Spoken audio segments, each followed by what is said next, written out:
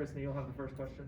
Jordan Travis gritting through it last week, practicing Wednesday, earning the start. Just how did he perform? How did he handle it? And what does it say about him developing in that sense of being able to battle through such things? Yeah, I mean, that's a kid who I think is a pretty tough kid. I mean, I don't think he gets enough credit for how tough he is.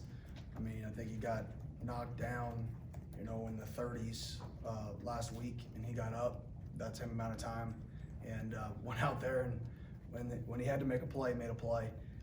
Him, in terms of performing, I thought he did exactly what we wanted him to do throughout the game. He managed the perimeter, which was the plan, versus a true zone defense, being able to get some perimeter as a core base of them, a zone team that would hop into man to stop perimeter screens. He did a good job managing the perimeter when the numbers were right. And I mean, on total, there were 4.5 plays that I listed him as an MA that I think he can improve on. Whether that was, patience in the pocket on some of the third downs. But people still got to remember, I mean, you're talking about a kid who's played, really 6 full football games in his career, going out there and performing like that. That's not just because he played last year. When you talk about full games, like half to half, and when you combine all the halves he's really played about 6, maybe 7 football games in his career. And when he's played in those games, one way or another, we found a way to score, and one way or another, we've won more when he's been on the field. Stay over here for Brendan. Kind of going off that, Kenny, the way that Jordan is able to put defenses in conflict as a runner, as a passer.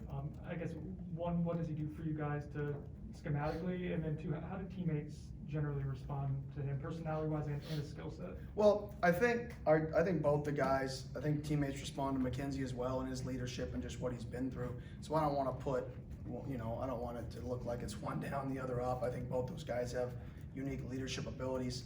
I think what Jordan provides is, anytime you play quarterback, you usually don't get, the physical beat down that some of the other positions get on a day-to-day basis or throughout a game, and that's a guy who's getting that and getting up and then playing every snap. And I think the teammates respond to that. The teammates respond to him, and they know, oh man, I missed a block and I let a guy free at our quarterback, he got crushed. Okay, he hops up and he says, it's okay, next play.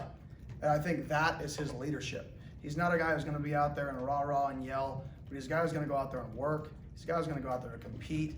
And his teammates know when he's back there, he can always make a play. And I think that hope, that belief that every time he takes a snap, it's never over till the whistle blows, I think that's something our team feeds off of. We'll go over to the right for Ira. You guys perform much better in situations, short yardage, red zone, didn't have as many penalties, things like that. What's been the key to improving those areas? I think, our guys, we've emphasized it all fall camp, and you can emphasize it in practice, but getting out there in a game setting and having the emotions of a game are different than a practice. So I think our guys just understanding, man, when we do get penalties, it is pretty hard to succeed. And then showing them and the teachable moments and building on it. And then us seeing, okay, even last week when we didn't finish drives and score, the lack of penalties allowed us to gain 450 something yards.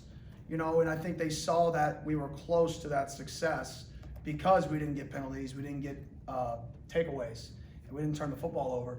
So I think our guys are slowly learning how to play the game at a successful level. And on the same token, right, we're still making, over 50% of our snaps. We still don't have 11 people doing the same thing. And that one person may not even be relevant to the play.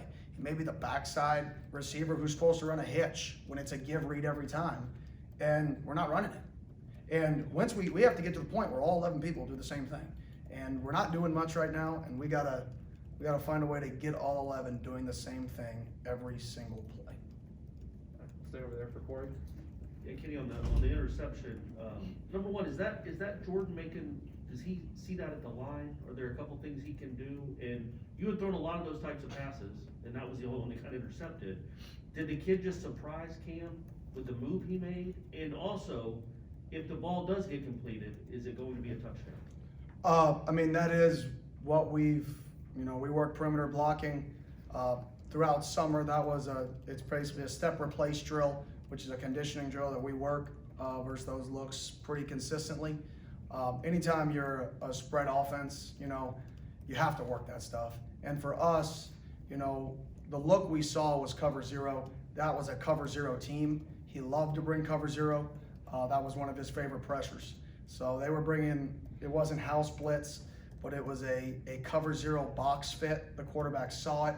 Because the cover zero box fit, he knew he had to take perimeter, which is why we had both of our running backs displaced.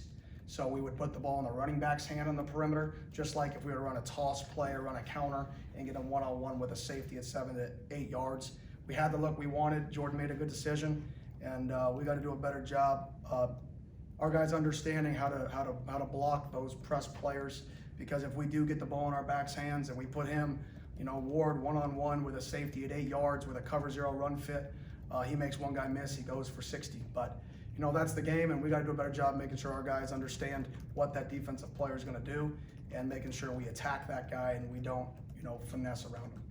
All right, we'll go front row for Kurt. Maybe a bit of a funny follow-up to that, but it seemed like, with how many screens you were running and downfield runs from Jordan, there was a lot of ask with them with the perimeter blocking, and that was kind of lapsed, but there were a lot of promising moments. I guess how much growth have you seen there from the wide receivers and tight ends this year? Yeah, I thought it was up and down. I thought, some plays, Keyshawn Helton, I could point one out on the flat route to Cam McDonald on the sideline, and Pokey on that play. Keyshawn takes a guy who's 35 pounds heavier than him, and he drives him to the ground. And then Pokey's outside battling his butt off to allow a flat route to go for 14 yards for a touchdown. And then you have plays where, it's not quite that pretty. And I think that's where I challenged our guys is, if we're going to continue to see man coverage and we're going to continue to see teams that play us in cover zero fits, if they're not going to press us, which teams aren't, they're still playing soft.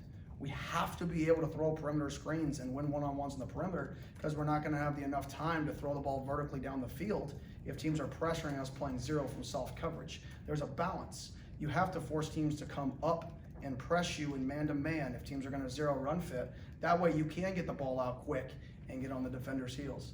So we gotta find that balance offensively, and that's the challenge I put out to our perimeter guys is we've got to get better blocking on the perimeter to force people to step up, challenge us at the line, so we can help them get the ball vertically down the field more when teams are attacking us up front with pressures, and especially when they get into the cover zero pressures.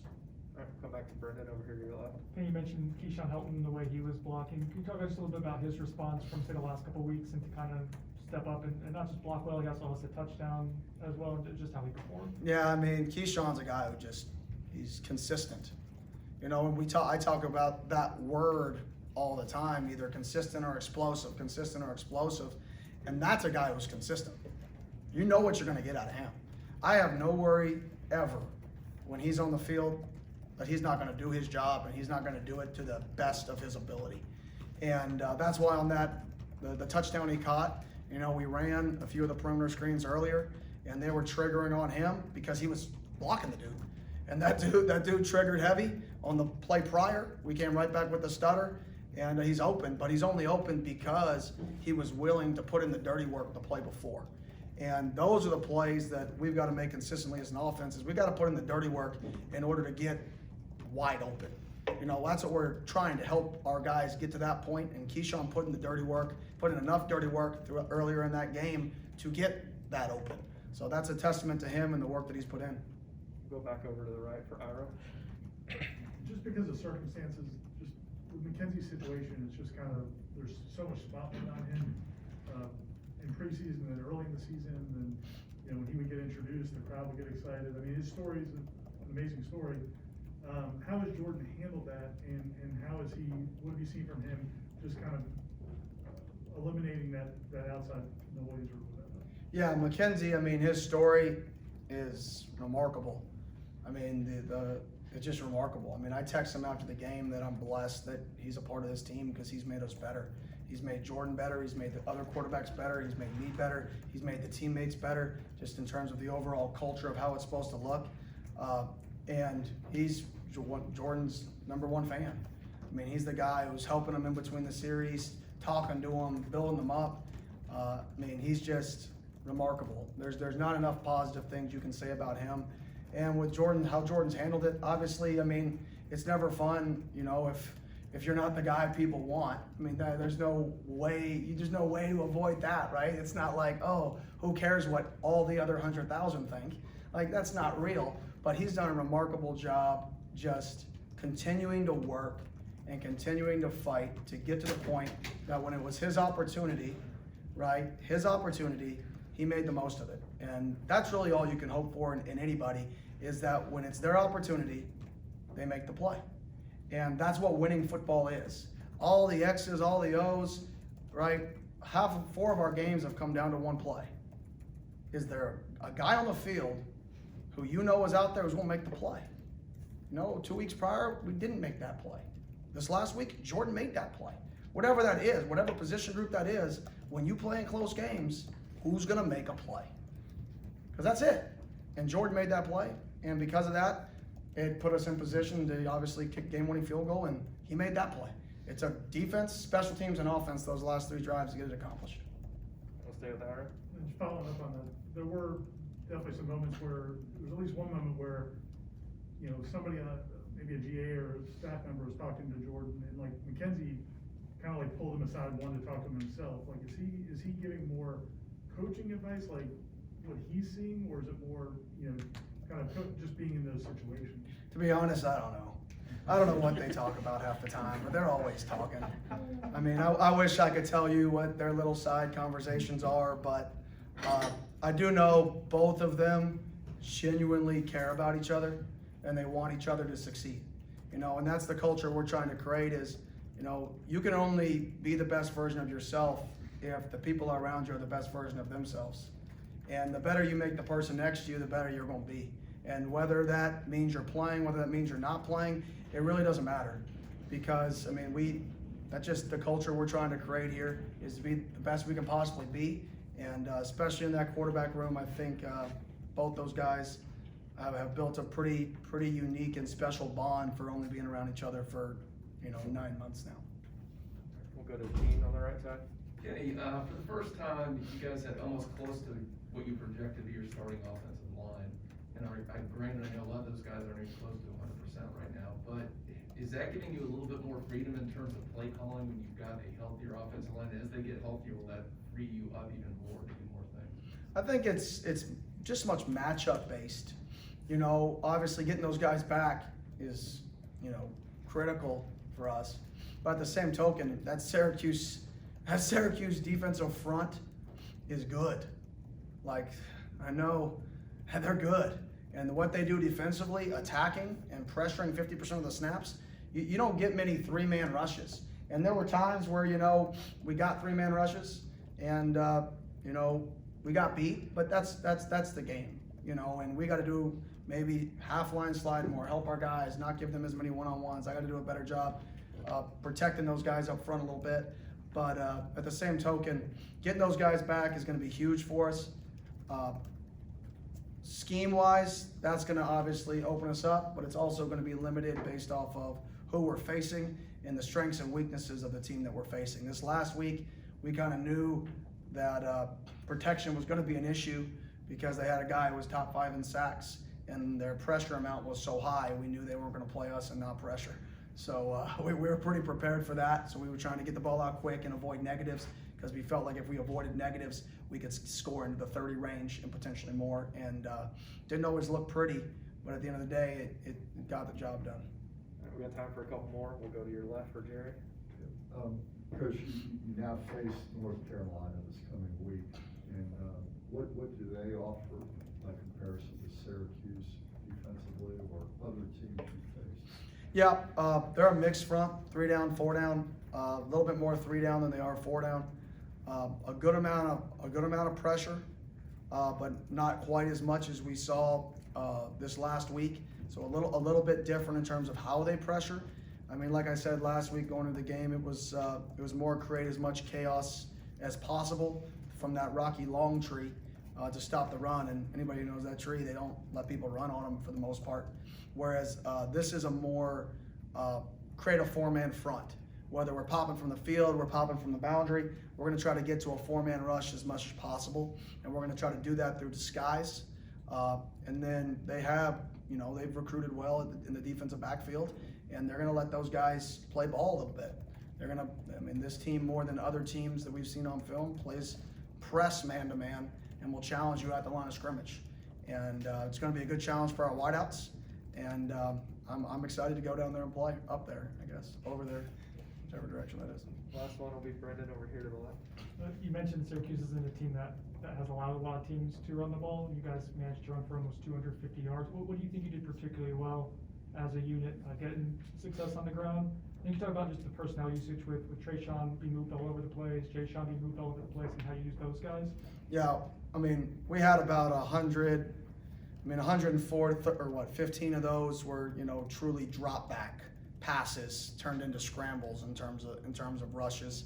But I do think the extension of putting those running backs out there wide and having that threat that we could get those guys the ball through perimeter screen game, force teams to play more man, which honestly, when we're in detached sets, anytime you force teams to play man and you have a guy like Jordan back there, somebody has to account for Jordan, which means you now get your number back in the running game, which then in turn forces teams to play cover 0 if they want to press down on the running backs. So I think having Jordan in there and having those guys out there, it really puts a lot of strain on the defense to prevent the perimeter screen as much as possible. The only way to do that is to play man. Well, if you play man, you can't account for Jordan unless you play cover 0. So that balance of putting those guys out there, I think, really opened up the run game because it puts a little bit of strain on a defense in terms of who do they want to take away, how do they want to take that guy away, and then what are they giving up. And once again, that's the challenge. Is we got to be better blocking on the perimeter. That way we can continue to take those to get defenses to step up, so then we can then take those shots, which we try to take 2 to 3 of them early in the game. But it was just difficult with their pressure to get those off, so we got away from those pretty early. All right, thank you, Coach. Thank y'all.